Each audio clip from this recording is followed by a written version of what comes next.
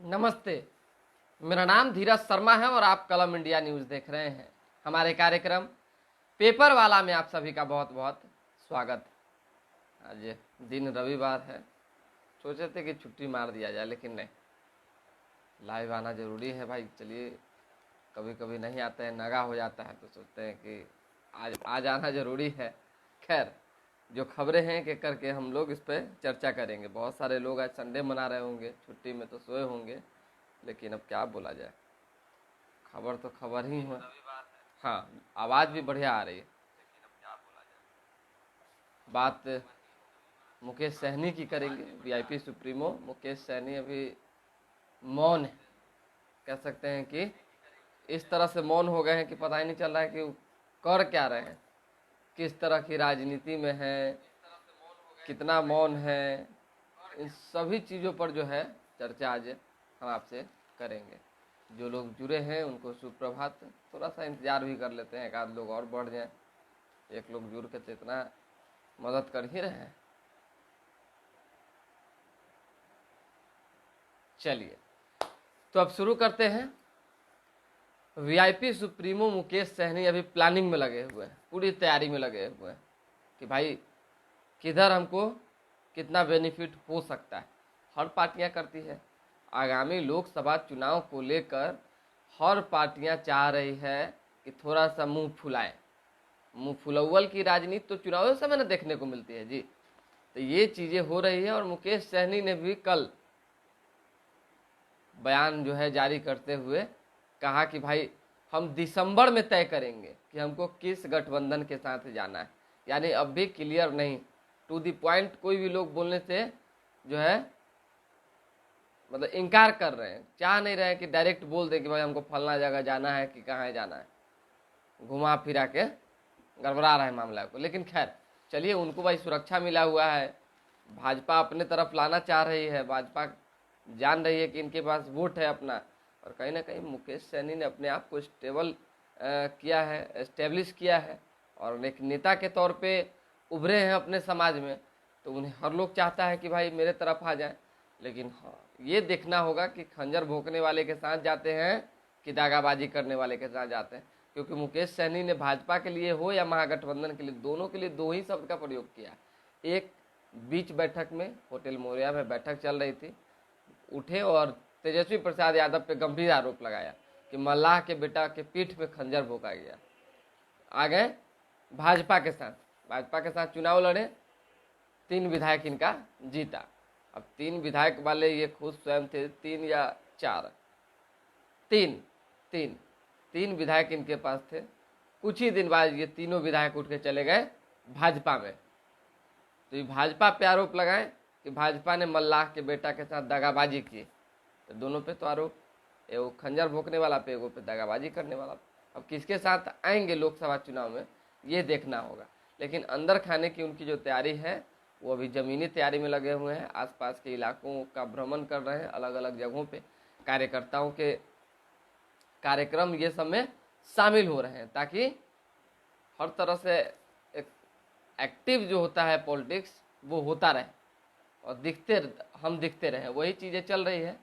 दिसंबर में उन्होंने कहा है कि सितंबर या दिसंबर में, सितंबर या नवंबर या नवंबर शायद ऐसे ही उन्होंने कहा है, जहाँ पे नवंबर या दिसंबर में 2 महीने की बात उन्होंने कही कि उसी वक्त हम लोग तय करेंगे कि किधर जाना है और किधर नहीं जाना है। तो ठीक है, तय करते रहिए। अरे तय करना भी जरूरी है। मान लीजिए कि आने वाले दिनों में लोकसभा का चुनाव है, तय नहीं करेंगे तो कैसे काम चलेगा। लेकिन हाँ, हमने बताया था आप लोगों को कि मुकेश सहनी भाजपा छोड़ कहीं नहीं जाएंगे, पहला।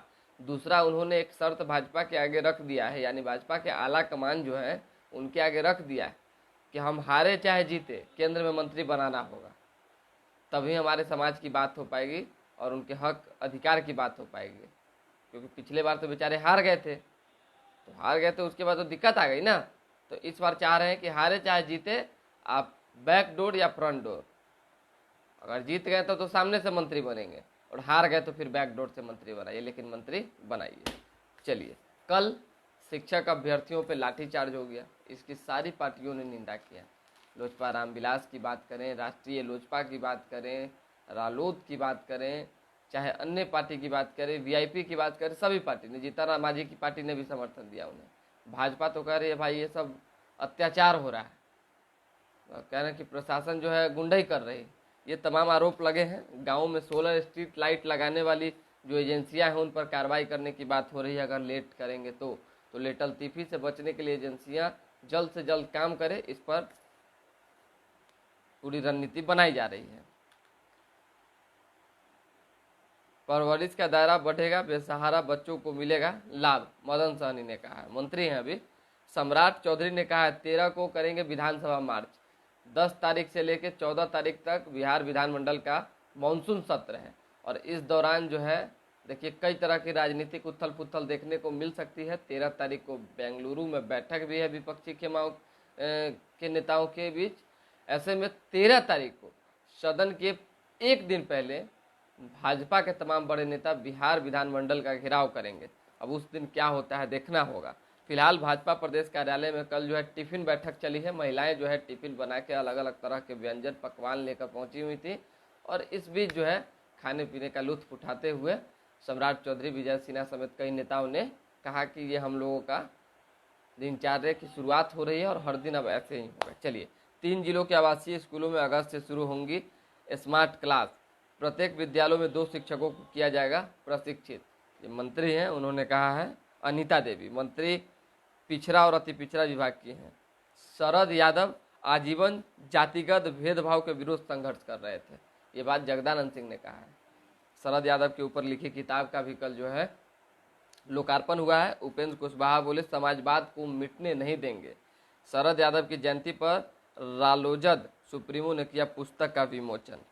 ये खबर हो गई। अब दूसरी खबर हम आपको बताते हैं। विश्वविद्यालयों में पेंशन राशि घटा कर वेतन भुगतान का निर्देश जारी किया गया है। डॉक्टर अखिलेश सिंह ने कहा है देश की बदहाली का यह आखिरी साल, यानी कांग्रेस के प्रदेश अध्यक्ष ने कहा है कि देश की बदहाली का ये आखिरी साल, यानी केंद्र में सरकार जो है बाकी जो विपक्षी दल बैठक कर रहे हैं उनकी बनेगी।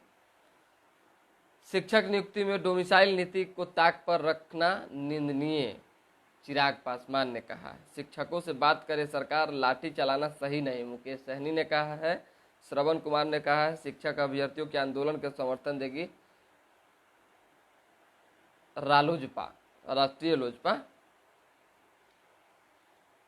ये तमाम खबर हो गई। विजय ज़्यादा कुछ खबर आज है नहीं, तो क्या आपको बताएं। रविवार है तो रविवार को लोग थोड़ा संडे छुट्टी मनाता है।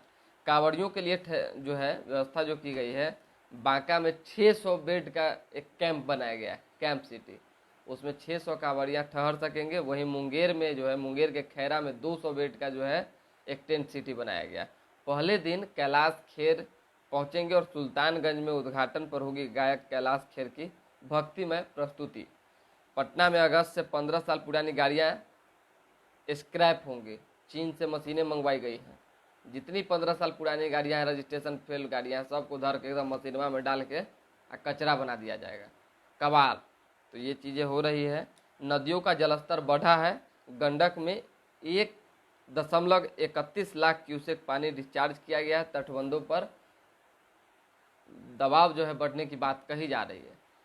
धीरे धीरे करके देखिए, मानसून तो भाई आ ही गए और मानसून के आने के बाद बरसात जब हो रही है तो सच्चाई भी पता चल रही है कि सरकार ने क्या काम किया है। तो स्वाभाविक ही बात है, नगर निगम और नगर विकास विभाग, इन्हीं 2 लोगों के जिम्मा और कुछ और अन्य एजेंसियां हैं उनके जिम्मा है पटना और पूरे बिहार का देख रख साफ सफाई की व्यवस्था। अब देखिए कि एक दिन की बारिश, सिर्फ 24 घंटे की बारिश में पूरा पटना लगा के उलबुलाने लगा। राजेंद्र नगर में भाई कमर तक पानी। क्या बोला जाए। देखिए 2-4 बारिश और देख लेते हैं, उसके बाद फिर खबर पर खबर चलेगी, क्योंकि अभी तो पहले बारिश में ये हालत। चलिए, मानसून सत्र 20 जुलाई से शुरुआत पुराने संसद भवन से संपन्न नए भवन में होगा। लोकसभा में जो मानसून सत्र की शुरुआत होने वाली। जून में 1437 करोड़ रहा कलेक्शन, 5.2% ज़्यादा। ये अलग चीज़ है। 2000 अभ्यर्थियों का 2 समूह, एक को रोका, दूसरा पहुंचा डाक बंगला चौराहा। बाहरी को बाहर करने की मांग, पुलिस और शिक्षक अभ्यर्थी भिड़े, 10 घायल। कल भिड़ंत हो गई पुलिस और शिक्षक अभ्यर्थियों में। और नोटिफिकेशन भी जारी किया गया शिक्षा विभाग की ओर से कि वीडियोग्राफी के माध्यम से जो है उनको जो आंदोलन करेंगे कार्रवाई की जाएगी, पकड़ा जाएगा, नौकरी भी जा सकती है। इतना तक स्पष्ट तौर पे कह दिया गया, चेतावनी दे दी गई। विशेष खबर, पाटलिपुत्र थाना अध्यक्ष के खिलाफ शो कॉज जारी, कोर्ट में 3 दरोगा की उपस्थिति को लेकर हुआ आदेश। ऐसा तो होते जाते रहता है। अमरनाथ यात्रा पर पटना से 450 श्रद्धालु रवाना हुए हैं।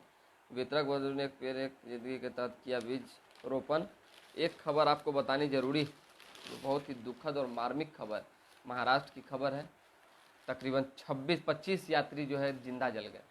सोचिए, एक यात्री ने जो बात बताई सुन के रोंगटे खड़े होते हैं, और ये सोचने पर मजबूर करता है कि हमारा समाज जो है कहाँ जा रहा है, किस ओर जा रहा है। वीडियोग्राफी के चक्कर में किसी की ज़िंदगी जल रही है और आप जो है फोटो खींच रहे हैं, ये मानवता रह गई।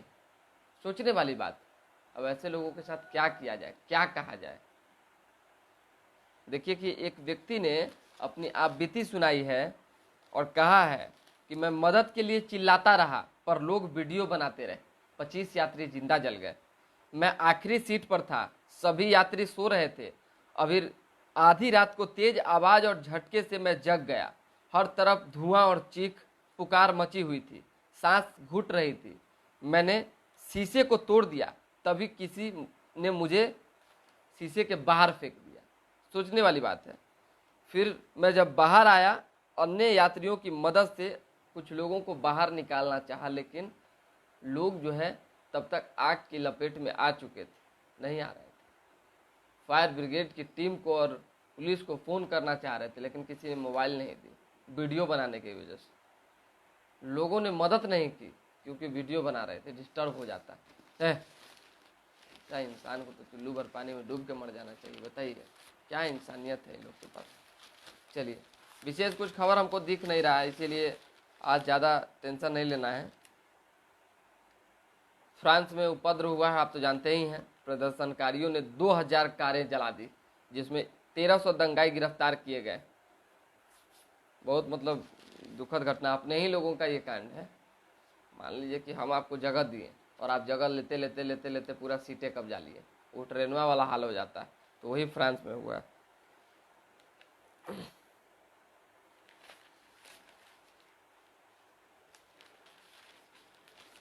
बिहार संपर्क क्रांति के ब्रेक वाइंडिंग में धुआं निकलने से यात्रियों में अफरा तफरी, ट्रेन रोक कर किया गया ठीक है। दीदारगंज रक्षाबंधन पर महिला की गोली मार हत्या, सब फेंका।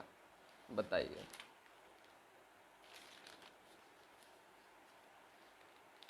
चलिए विशेष कुछ है नहीं जो हम आपको बता दें कि भाई बहुत विशेष कोई तोप चलाने वाली खबर, क्योंकि जो खबर रहती है हम आपको बता ही देते हैं। बाकी खबरों के लिए कल हम फिर जुड़ेंगे। फिलहाल अभी के लिए दे हमें इजाज़त, हमारे साथ बने रहें, देखते रहें कलम इंडिया न्यूज़। बस संडे आप ही मनाइए, हम भी थोड़ा सा अपना खबर उबर देख लेते हैं। सब लोग को अपना अपना जो ड्यूटी है वो अपना दे देते हैं, फिर देखते हैं कुछ विशेष होता है तो लाइव आते हैं। बहुत बहुत धन्यवाद। बस लाइक और सब्सक्राइब शेयर ये सब करना नहीं भूलिएगा। आज जो लोग देख रहे हैं, कम से कम नाम उन तो लिखा कीजिए सर। नाम लिखिएगा तब ना पता चलेगा कि सुबह सुबह हमारे जो दर्शक हैं वो कौन है, जो परमानेंट दर्शक हर दिन मुझे देखते हैं। अरे खबर की जानकारी प्राप्त करने वाले लोग ही देखेंगे। हम खबर के अलावा तो कुछ देते नहीं हैं, कुछ बोलते नहीं है, पैसा वैसा तो बट नहीं रहा, खबरें ना देते हैं जी। खबर देखने वाले जो भी लोग हैं अपना नाम जरूर लिखें। शुक्रिया।